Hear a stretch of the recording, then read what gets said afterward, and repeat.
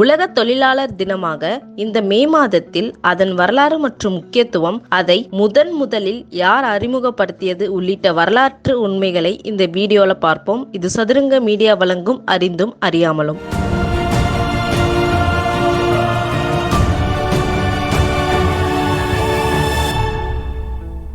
சில மாதங்களுக்கு முன்பு தமிழக சட்டமன்றத்தில் 12 மணி நேர வேலை நேர மசோதா அறிமுகப்படுத்தப்பட்ட போது தமிழகமே எதிர்த்து நின்றது. அதற்கும் இந்த மே தினத்துக்கும் முக்கியமான தொடர்பு ஒன்று உள்ளது.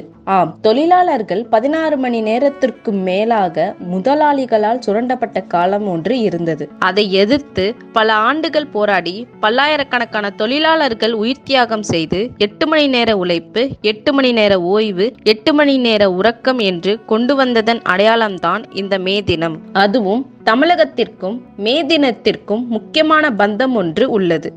1880கள் காலகட்டத்தில் உலகம் முழுவதும் 16 முதல் 18 மணி நேரங்கள் வரை தொழிலாளர்கள் கட்டாய பணியில் ஈடுபடுத்தப்பட்டனர். நல்ல உறக்கம், நல்ல உணவு, நல்ல உறைவிடம் என்பதெல்லாம் பணக்கார வர்க்கத்திற்கு சொந்தமானதாக மட்டுமே இருந்தது. இதை எதிர்த்து தொழில் புரட்சி ஏற்பட்ட நாடுகளில் போராட்டங்கள் வெடித்தன.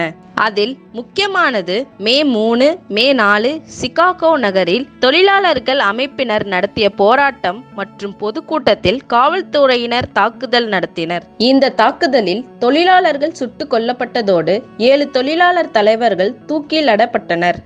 தொடர்ந்து போராட்டங்கள் நடந்து வர 1889 ஜூலை மாதம் 14ஆம் தேதி உலக தொழிலாளர்களின் சர்வதேச கூட்டம் பாரிஸில் நடைபெற்றது. இதில் தொழிலாளர் வர்க்கத்தின் கடவுளாக பார்க்கப்படும் காரல் மார்க்ஸ் மற்றும் ஏங்கல்ஸ் ஆகியோரும் கலந்து கொள்கின்றனர். அதில் காரல் மார்க்ஸ் தான் 8 மணி நேர வேலை, 8 மணி நேர உறக்கம், 8 மணி நேர ஓய்வு என்ற கோஷத்தை முன்வைத்து போராட்டங்களை முன்னெடுக்கவும் மே 1ஐ உலக தொழிலாளர் தினமாக கொண்டாடவும் அறைகூவல் விடுத்தார். அதிலிருந்துதான் மே தினம் இந்த தினத்தை கொண்டாடப்பட்டு வருகிறது.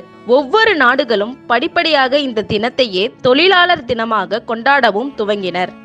இந்தியாவில் முதலில் மே தினம் கொண்டாடப்பட்டது சமூக நீதி மண் என்று அழைக்கப்படும் நமது தமிழகத்தில்தான். பொது உடைமைவாதியான சிங்காரவேலர் தான் முதலில் சென்னை மெரினா கடற்கரையில் மே தின பொதுக்கூட்டத்தை நடத்தியவர். சென்னை திருவான்மியூரில் தான் இந்தியாவிலேயே முதலில் மே தின கொடி ஏற்றப்பட்டது. இப்போது புரிந்திருக்குமே ஏன் 8 மணி நேர வேலையை 12 மணி நேரமாக மாற்றும் போது தமிழ்நாடே ஒன்றிணைந்து எதிர்க்கிறது என்று.